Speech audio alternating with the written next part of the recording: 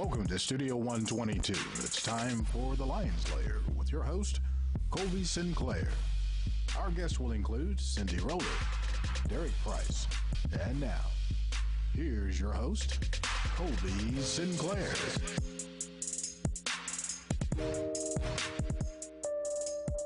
Back here, I'm Colby Sinclair, your host today for the Lions Lair. Today, joining us today is the beautiful Miss Cindy and Miss Kathy. Thank y'all so much for coming in today. Thank you for having us. Thank you. Today, we're going to talk a little bit about the Delta County Fair. So can y'all give me a little bit of insight of what that exactly is?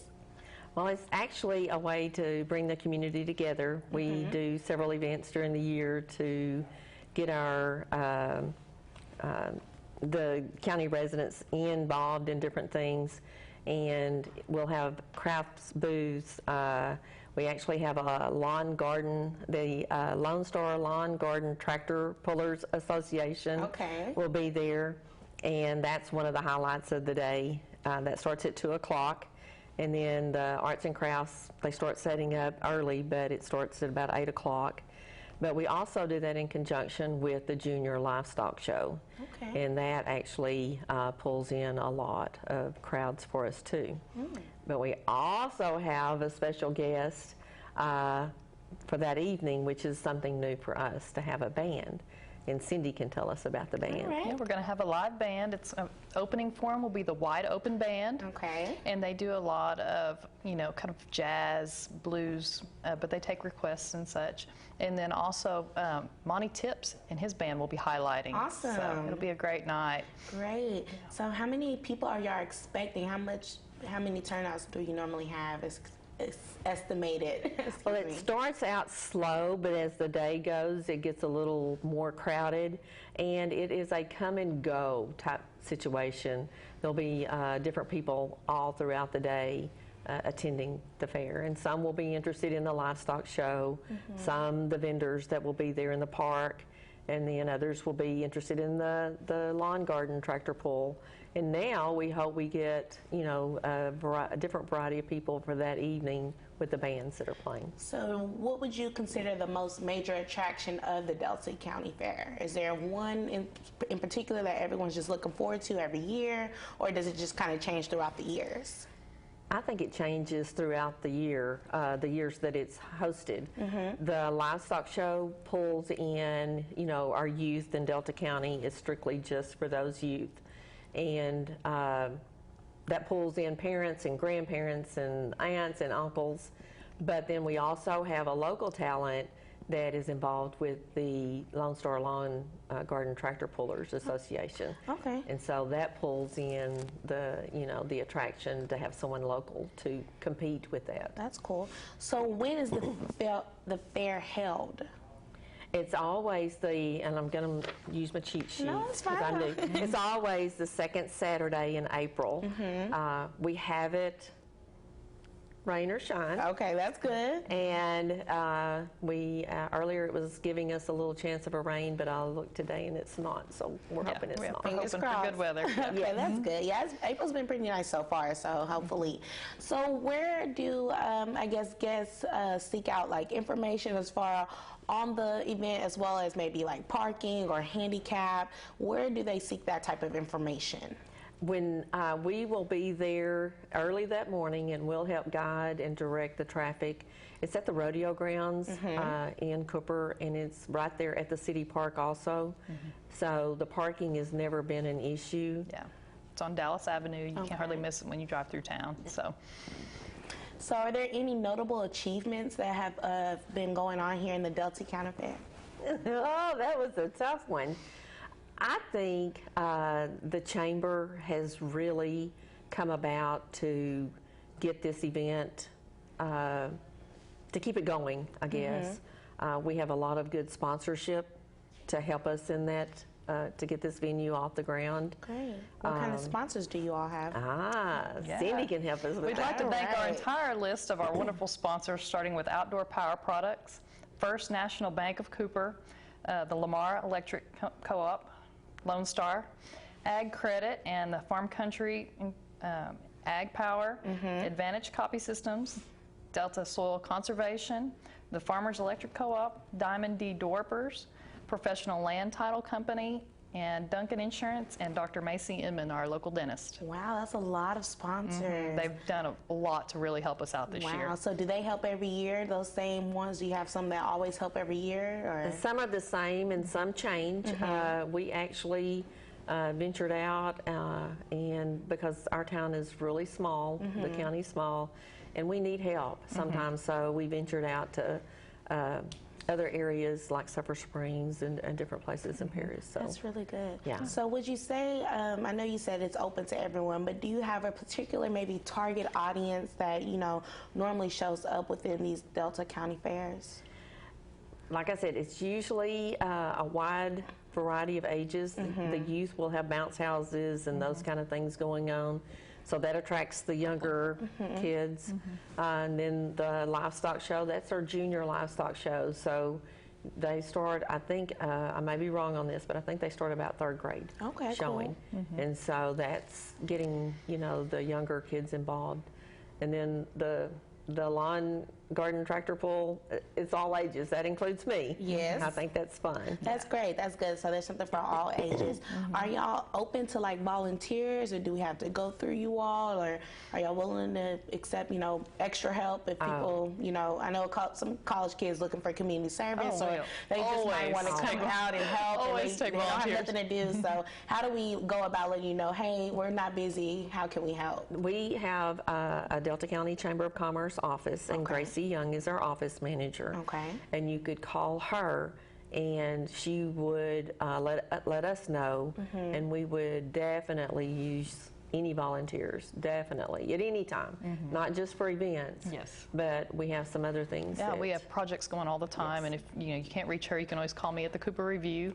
So we can definitely get stuff arranged. So yeah. So is this an all-day fair, or because I know you said 8 o'clock in the morning? It will be. Goodness. We're going to bring out the decorative lights in the evening, and for the band, it's going to be great. So now I must ask, because I know a lot of people will. Is there food? I know a lot of people always want to go somewhere if there's food involved. We are having vendors. And honestly, there's usually all types of vendors. Really? I know we're having the snow cone.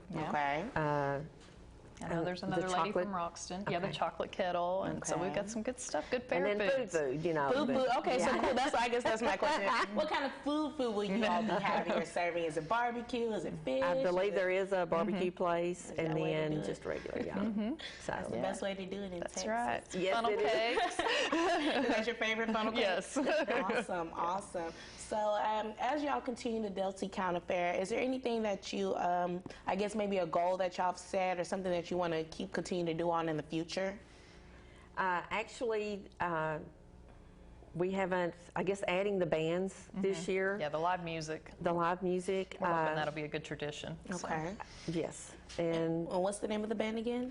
Monty Tips in the Main Street Band is going to be highlighting. He's a Sulphur Springs police officer, and he also played at our banquet, which was very popular. They did George Jones and Johnny Cash, and people just love that. So. Wow, that sounds great. Well, thank y'all so much for coming in today. It's been a hoot taking care of y'all.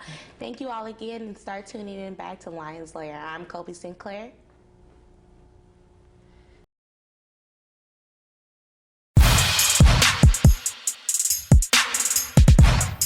Welcome to Studio 122. It's time for the Lions Lair with your host, Colby Sinclair. Our guests will include Jack Lamoth, Ryan Pollock, and now, here's your host, Colby Sinclair. Hi, welcome back to the Lions Lair. I'm your host, Colby Sinclair. Today joining me is the Mr. Derek and Mr. Jack. Right? How y'all doing today? Doing great. Great. So I'm going to ask a couple of questions concerning, I guess, music and artistry. So, Mr. Derek, what is the purpose of the Artist Studio Tour? Well, it's really twofold, and it's coming up this Saturday. We're so excited about it. One of the purposes is we want people to see the local artists and meet the local artists that are making artwork right here in our community. And that's one thing that just blew me away when I started getting involved in the local art scene, is just how many people there are producing amazing artwork we have no idea who they are. They might live right next door to us. Right. And this is kind of a way to get to know those people. And in addition to that, it's also a fundraiser for Hunt County Public Art. Okay. So the tickets are $10, and all the proceeds from this go to support public art projects in Hunt County. That's awesome. So, hi, how you doing? Good. Okay. So, you're basically consider yourself the Dallas insider, and why is that? I've been to all of the scenes in Dallas, and Dallas is a very diverse music scene. We also have a very diverse club scene. We actually have a thriving up-and-coming EDM scene. Okay. EDM for electronic dance music.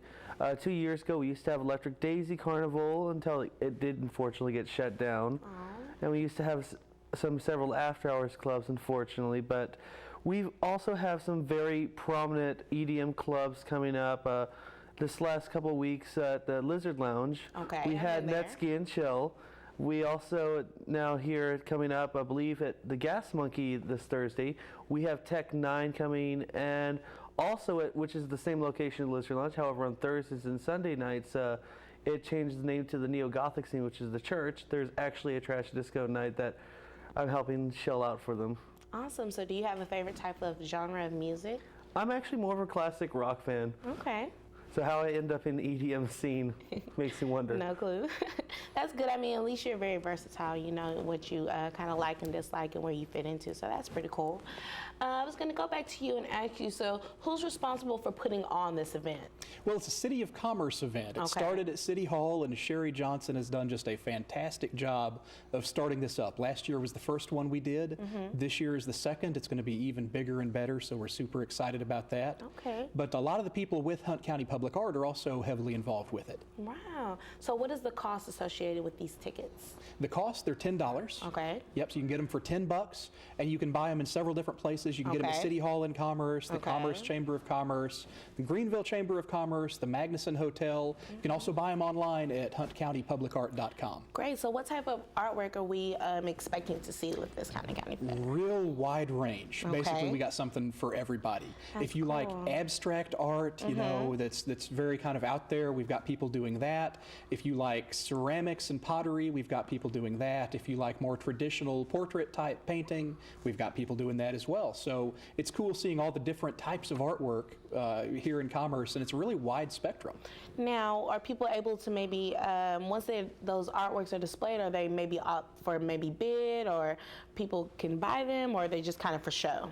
Sure, yeah. One of the goals with this as well is to support the local artists. And we're hoping they'll have things for sale, whether they're big, expensive pieces of artwork or little knickknacks you can buy as well. Right. We love having a vibrant art scene here and supporting all the people who are creative in Hunt County. Of course, of course.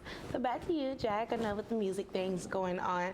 So with you being the Dallas insider, how many artists have you maybe seen or worked with, or I've worked been with around? several, but to name a few, I've done a lot of work with my friend DJ Blade. Okay. I've also done security as well as like film work for him. He's a real nice guy. I've known him for years. I've also done just basic on and off work for helping stage scenes. I've done backgrounds and trees as well as Lizard Lounge. How many different venues does Dallas offer? I know Dallas is a pretty big city, so. We have countless venues. If to name them all, it seems like we have a new venue popping up every other week. So, it's hard to name. It's hard to keep up with them. I will say that. So why are artists wanting to come play in Dallas? What separates Dallas from maybe the Houston area or anything like that? Because Dallas is two things. One, it's a great place for a lot of up-and-coming DJs to come out. And Dallas is a city that can always sell out shows. So have you ever been to something that's been maybe like really sold out or overpacked? Yes, actually this last Halloween there was actually an event for when Mount Eden was here and various other DJs, and it would start at Gas Monkey. It's one of those things that you start off at like 8 or 9 o'clock and it seems quiet, but by the time it's 1 in the morning, it's already, the door's packed. Oh my goodness, wow. So what time does your event start? It starts at 10 a.m. on Saturday. Wow. And you can visit the studios, just come and go until 4 o'clock in the afternoon, and then there's a reception here at the university from 4 to 6. Okay, are y'all providing any type of maybe vendors as far as food or drinks, any beverages or? Not really vendors, but we will have some snacks and things at the reception. That's good, that's good, that's really good. I was gonna ask you, so what exposure has the tour had so far with media-wise? media-wise? Media-wise, we've been in the Herald Banner, we've been on the radio talking about it. We've got a lot of things online with social media trying to spread the word. So basically, we've used a lot of different venues, and even over in the Dallas area, we're on, I think it's called Arts and Seek or Art and Seek that KERA puts on, and we're just doing everything we can to spread the word and let people know about this artist tour in Commerce, Texas, happening Saturday. That's good. And you did say any artist could submit any type of work, or do you have to go through maybe a process? Well, we've got 11 artists on the tour this year. They're already picked. We already know exactly where their studios are, and we'll have a map available so you can go from studio to studio at your own leisure and check out where they're creating their artwork and what it is they're doing. Now, how did you all select each artist? Do they enter in a contest, or? We didn't really have a formal selection process. Really? These are people we've worked with through Hunt County Public Art, or we've just gotten word that they're really great, talented artists here in the community, and we invited them. It was an invitation basis, basically. Awesome. And then they were very open and willing to broadcast their artwork. Absolutely. That is really neat. So I was going to also ask you, who can we reach, I guess, in terms of maybe more information? Because I know you said the Hunt County Fair and this, that, and gave me a website, but I guess who is going to give maybe more information as far as where can I park, how do I get here, pinpoint this, that, and the third? HuntCountyPublicArt.com is Okay, the best website for details about it. You could also talk with Byron Taylor. He's the new chamber director over in Greenville, and he's very heavily involved with this. Awesome. That's what I was looking for, and maybe more of a name. Okay, that's awesome. So back to you. I know this is kind of a pinpoint going back and forth. I was going to also ask you, is there anything unique within the certain venues that you've worked at before, maybe that different from the others? One of the most unique ones I would probably say would be, which is Legend Lounge on Thursdays and Sundays, would be it's church night, and it's really one of those unique clubs that it manages to somehow please a lot of people at the same time. It's one of those places that it manages to please people who are classic rock fans, neo-gothic fans, EDM fans. It's got it does have an older crowd. The crowd is about 25 to 35 years of age, where most of the clubs didn't have like the 18 to 24 crowd, but it is a very diverse crowd. It's also known to host risque events as well. So would you recommend any particular venue? Personally, the church is my favorite, but if you're an upcoming DJ, look up Red Lights is a good place to start, especially towards the weeknights. And if you want something this Thursday, I know that the Gas Monkey Live is doing events this Thursday. All right. Well, thank y'all so much for being today on the Lions Lair. It's been a pleasure having y'all. Thank you all for tuning in. I'm Colby Sinclair with the Lions Lair.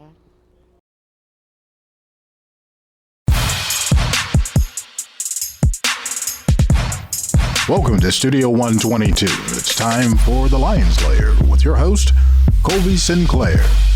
Our guests will include Tanner McCarter and Grammy Award-winning producer, Mr. Brad Davis. And now, here's your host, Colby Sinclair.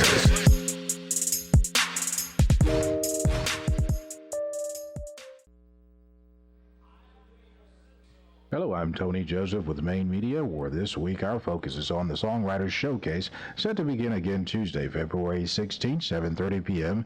at Luigi's Italian Cafe here in Commerce, Texas.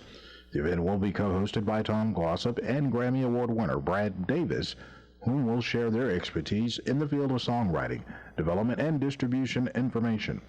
I recently spoke to Mr. Davis to ask what the showcase is all about. Well, the idea for the showcase is to give people like a voice on a radio station. I think it's 150,000 watt for the NPR station, KETR with Matt. So it's to give them a voice on a medium that's actually going to go out somewhere and actually going to be hosted by somebody in the business that's actually a professional. And what I'm trying to do is lend a little credibility to their show. If they do 2 songs and it's hosted by myself, maybe somebody will pay attention to it once it gets on the radio. So I'm just trying to get somebody a little bit better voice with their original material. 10 writers only with 2 original songs, each will be featured at 7 p.m. The showcase will be recorded for radio broadcast by Matt Minke on his 88.9 KETR Texas A&M, Notably Texan radio show from 12 to 3 p.m. weekdays. The event is sponsored by BradDavisRecordingStudio.com. For Main Media News, I'm Tony Joseph.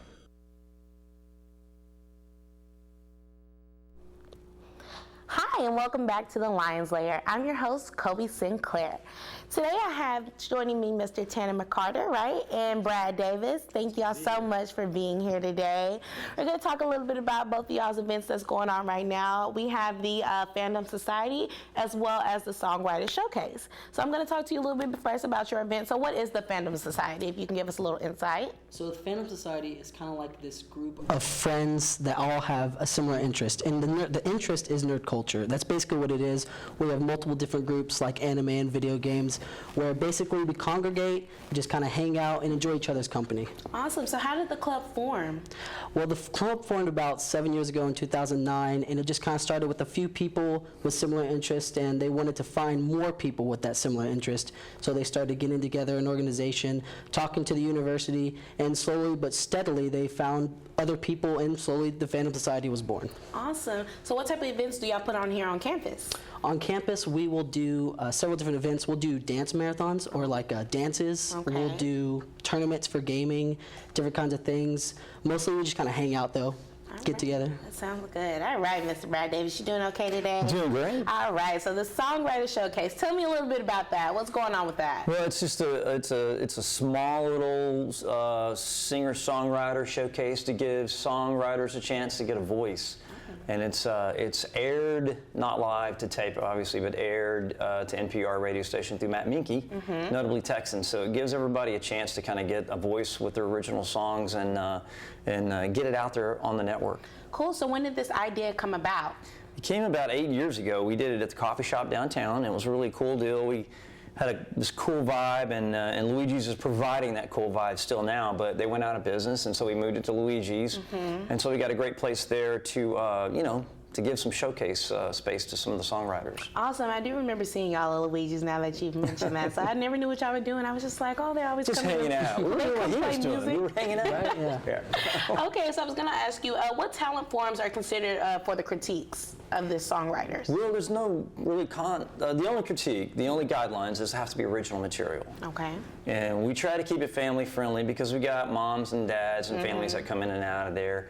So that's pretty much it. We just got to be original, and we try to keep it a little bit, family friendly. Always. And basically 2 songs per writer, and we only have 10 slots for 10 writers, and then after that we all go to the house. So that's about it. That's pretty cool. So I was going to come back to you with the Fandom Society. So do y'all ever kind of join other groups to put on certain events? Like, do you ever join other groups? In the past, we have done it. I know recently we actually worked with a club to do a Street Fighter V tournament, and it was a lot of fun. We had a good turnout, a lot of good people out there, but usually we kind of just play by ear. If somebody wants to hang out with us and figure out some kind of event for us to do, we'll just kind of take it simple. So how many members would you say in the Fandom Society? Fandom Society probably has probably around 60, 70 plus people.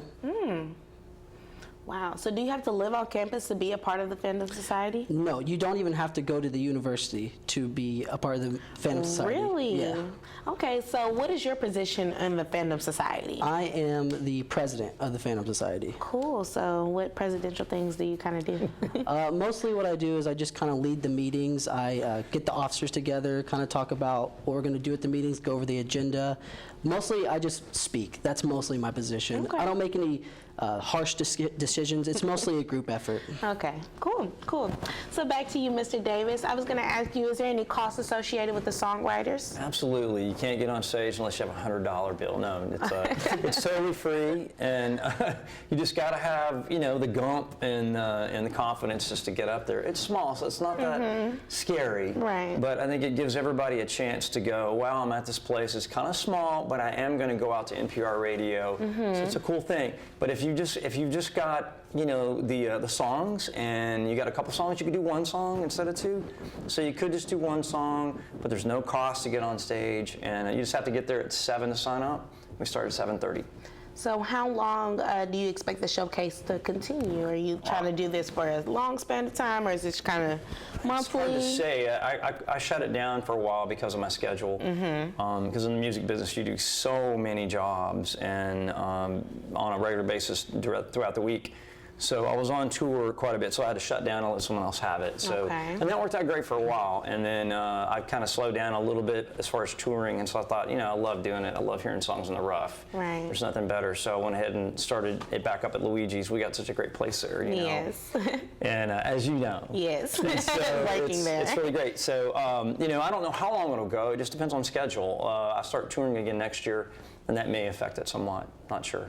Okay, so what are the biggest achievements that you've probably seen throughout hosting this showcase at Luigi's? Wow, that's a pretty neat question because we've got several artists that were just indie, just in town doing their thing, and actually some that would travel from Arkansas and Oklahoma and Louisiana. I mean, it's kind of crazy.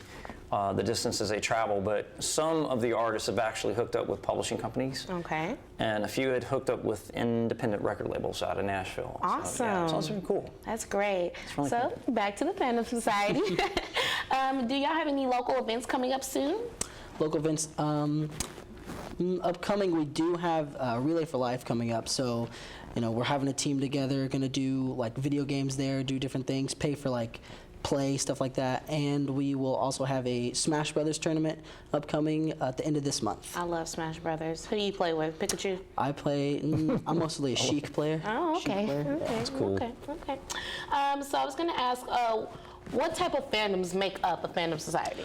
Okay, so in the Fandom Society, we have 10 different fandoms, okay? So I always kind of get them wrong, and I feel like I'm going to miss out some. Oh, okay. So we have anime, video games, cosplay, furry, Dungeons and Dragons, Magic the Gathering, Pokemon, Vanguard, cartoon, and creative writing. So Awesome. You didn't look like you messed any of those up. I got them. I'm lucky. You're lucky just Yeah. today. Any other time someone probably would have yeah. messed it up. And every single one has different people, you can come in and out. It's pretty free-flowing. We're a pretty easygoing group. Oh. Well, thank y'all so much for coming in today to the Lions Lair. Thanks for having us. Thank you. Well, we'll be tuning back in. I'm Kobe Sinclair with the Lions Lair.